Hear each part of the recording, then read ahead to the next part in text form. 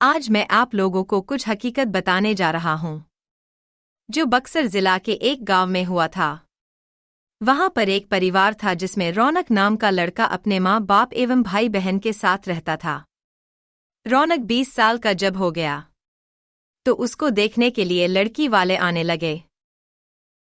कुछ दिन बीत गया, तभी रौनक को एक लड़की की फोटो अच्छी लगी। उसने अपनी माँ को बोला, माँ मैं इसी से शादी करूंगा, और बोलता भी क्यों नहीं। हर लड़के की ख्वाहिश होती है कि उसकी औरत सुंदर और संस्कारी हो ताकि किसी के सामने ले जाने से उसका मान भी बढ़े। उसकी माँ ने बोला, ठीक है बेटा, तुम्हारी शादी मैं इसी से करवाऊंगी, और लड़की के पिता को हाँ बोल दिया। कुछ दिन बाद उसकी शादी का दिन आ गया।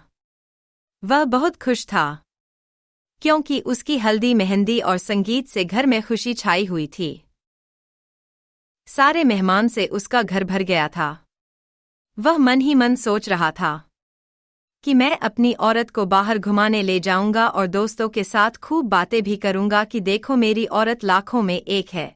मन ही मन लड्डू फूट रहे थे और उस दिन उसका इंतजार भी खत्म हो गया क्योंकि उस दिन उसकी शादी जो हो रही थी। गांव वाले भी धूमधाम से बारात लेकर लड़की के घर पहुंचे और दोनों की शादी भी हो गई। जब सुबह विदाई हुई तो उस समय लड़की को डोली में अकेले ही ससुराल लाया जाता था। 4 कहार डोली को उठाते उठाते थक गए थे। वह बेचारे सोचे कि कहीं पेड़ दिखा तो डोली उसके नीचे रख देंगे तो थोड़ी देर आराम करके फिर आगे बढ़ेंगे, और आम का पेड़ तभी दिख गया। वह लोग डोली को रखकर पानी पीने लगे और बोले कि बहू अगर आपको भी प्यास लगी हो तो पानी पी लो। बहू ने कुछ नहीं बोला और चारों की थोड़ी सी आंख लग गई। तभी उस पेड़ की चुड़ैल नीचे उतरी और दुल्हन को मारकर उसके अंदर आ गई और डोली में बैठ गई क्योंकि दोपहर का समय था। थोड़ी देर बाद वह अपने ससुराल आ गई। लोकचार होने के बाद जब रात हुई तो रौनक अपने कमरे में गया। जब वह अपने बिस्तर पर बैठकर दुल्हन से बातें कर रहा था तभी उसे जोर से प्यास लगी। उसने कहा, मैं पानी पीकर आता हूं। दुल्हन ने बोला, आप बैठो मैं पानी दे रही हूं। इतना कहकर उसने अपना हाथ लंबा करके कुएं से पानी निकालकर उसको दे दिया। इतना देखते ही रौनक जमीन पर भद्द से गिर गया और बेहोश हो गया। थोड़ी देर बाद जब उसे होश आया तो उसने अपने सामने घूंघट में छुपी चुड़ैल को देख लिया और भागने की कोशिश करने लगा।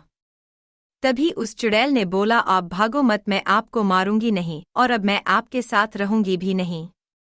नहीं तो आप जीवित नहीं रहोगे क्योंकि आपने हमारा चेहरा देख लिया।